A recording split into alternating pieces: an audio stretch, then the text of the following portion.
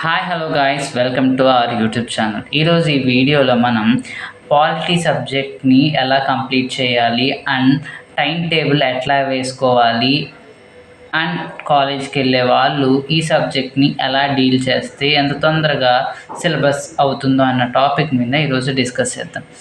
బేసికల్గా Indian polity అనేది one of the core subject in UPSC, అది మీ అందరికీ తెలిసి ఉంటుంది. సో దీంట్లో ఫస్ట్ ఆఫ్ ఆల్ పాలిటీ అనేది బోత్ ప్రిలిమ్స్లో ఉంది అండ్ మెయిన్స్లో కూడా ఉంది అండ్ ఇంటర్వ్యూలో కూడా క్వశ్చన్స్ అడిగే ఛాన్సెస్ ఉంటాయి. సో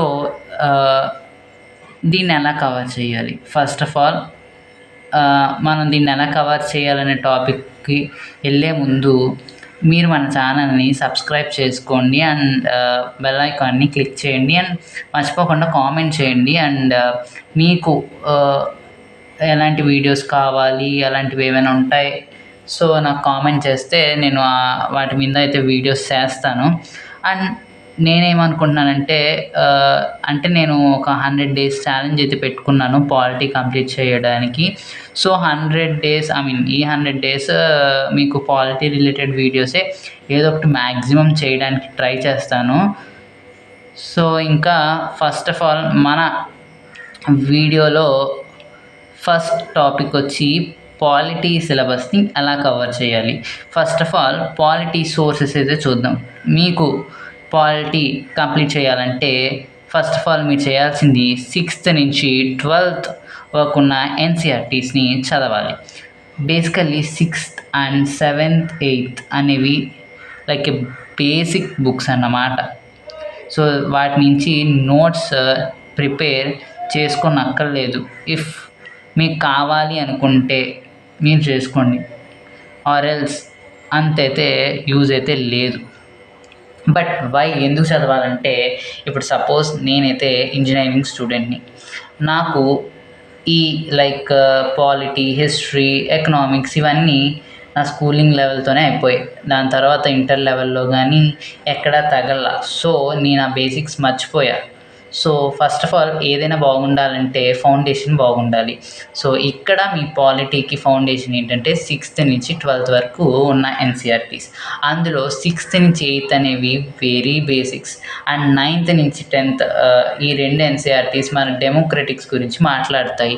సో దీంట్లో కాస్త ఇంపార్టెంట్ మీ నోట్స్ మేక్ చేసుకోవచ్చు దీంట్లో ఉన్న ఇంపార్టెంట్ టాపిక్స్ నుంచి. ఇంకా 11th and 12th must and షుడ్గా మీరు వాటిని 3 times కానీ రివైజ్ చేయాలి అండ్ నోట్స్ కూడా ప్రిపేర్ చేసుకోవాలి. ఎందుకంటే మనం ఆల్రెడీ గత వీడియోల్లో చేస్తున్నాము.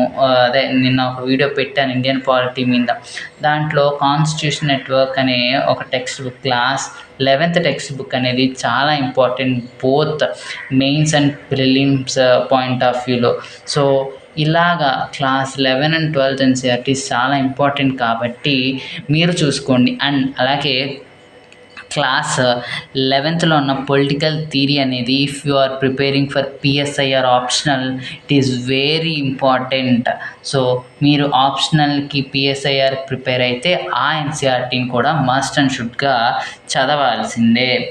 అండ్ దాని తర్వాత ఇంకా ఇండియన్ పాలిటీ ఎలా చదవాలి అంటే లక్ష్మీకాంత్ మీద వీడియో చేస్తున్నాను.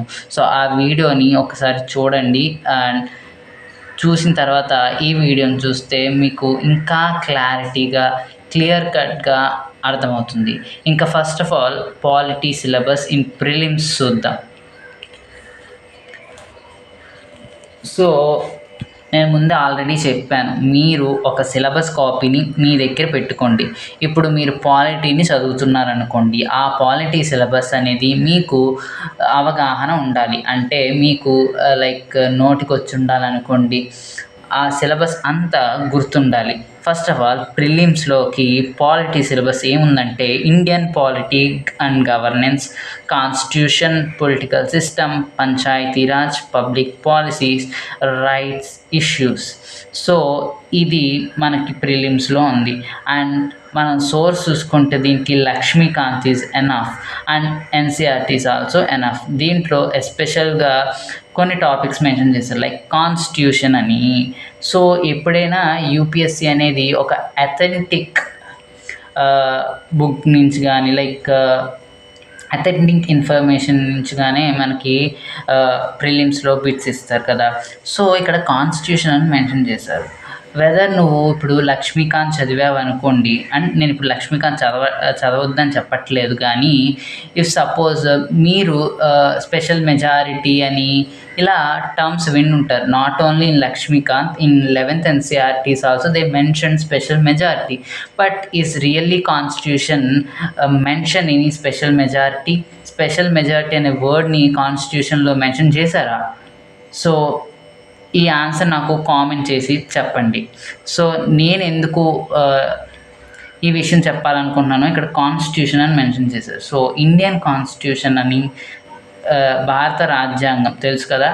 సో దాంట్లో ఉన్న కొన్ని ఇంపార్టెంట్ ఆర్టికల్స్ సో కాన్స్టిట్యూషన్లో ఎట్లా మెన్షన్ చేశారనేది తెలుసుకోండి, అంతే తప్ప ఎంటైర్ కాన్స్టిట్యూషన్లో ఉన్న ఆర్టికల్స్ అన్నీ బై హార్ట్ చేయమని చెప్పట్లేదు. ఎందుకంటే it is not possible to mug up all those articles and అన్నీ మనం చదవలేము. అండ్ ఇక్కడ చదవడం మ్యాటర్ కాదు, అనలైజ్ చేయడం మ్యాటర్. సో మీరేంటంటే ఏం చేస్తారంటే కొన్ని ఇంపార్టెంట్ ఆర్టికల్స్ ఉంటాయి కదా, అండ్ మీరు దాన్ని లైక్ గూగుల్ చేయండి ఆ ఆర్టికల్ని, లైక్ కాన్స్టిట్యూషన్లో ఎట్లా మెన్షన్ చేశారనేది. ఓకేనా, నేను చెప్పింది అర్థమైంది అనుకుంటా మీకు.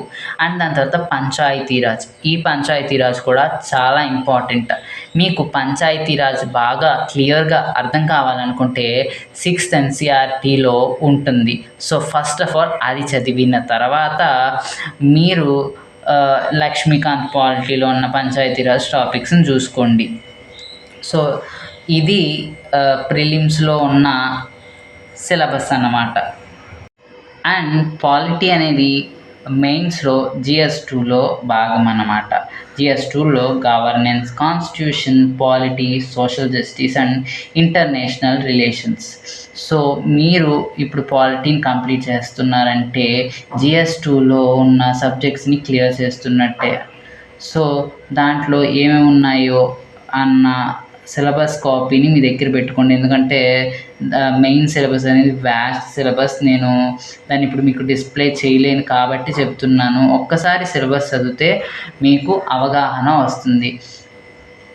ఇప్పుడు ఫస్ట్ ఒక ఎగ్జాంపుల్గా ఒకటి చూద్దాం. సో ఒక ఎగ్జాంపుల్ చెప్తాను, దాని తర్వాత మీరే మీ సిలబస్ని డీకోడ్ చేసుకుంటారు. నేను మీకు ఇక్కడ comparison of Indian constitutional scheme with that of other countries అనే లైన్ని డీటెయిల్గా ఎక్స్ప్లెయిన్ చేస్తాను, ఒకసారి వినండి. ఇక్కడ ఏం మెన్షన్ చేశారు, comparison of a Indian constitutional schemes అన్నమాట. అంటే they compare the parliamentary form with the presidential form of US. మన ఇండియాలో ఉన్న ఫామ్ ఏంటండి, పార్లమెంటరీ ఫామ్. USలో ఉన్నదేంటి, ప్రెసిడెన్షియల్ ఫామ్.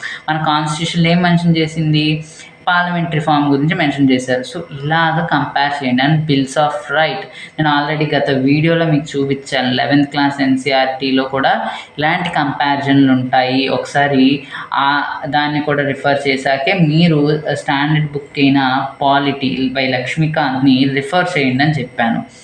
సో ఇలాగా ప్రతిదాన్ని మీరు ఈ సిలబస్లో చదివితే మీకు అర్థమైపోతుంది. So and next topic time table ఎట్లా ప్రిపేర్ చేసుకోవాలి. మనం ఇప్పుడు వరకు మనం లైక్ దాని యొక్క రీసోర్సెస్ని అండ్ ఎలా కవర్ చేయాలో చూసాం కదా. ఇప్పుడు టైం టేబుల్ ఎలా వేసుకోవాలి. ఫస్ట్ ఆఫ్ ఆల్ మనం college students.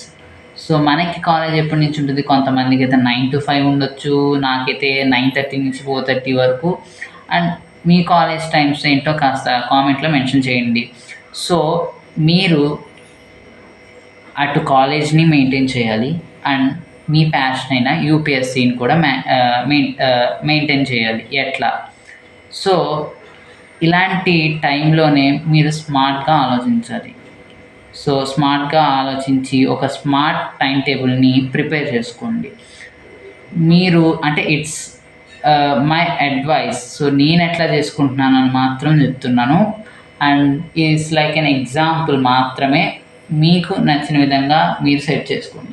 First of all నేను 6 నుంచి 7:30 వరకు మాత్రమే UPSC సిలబస్ని కవర్ చేస్తాను.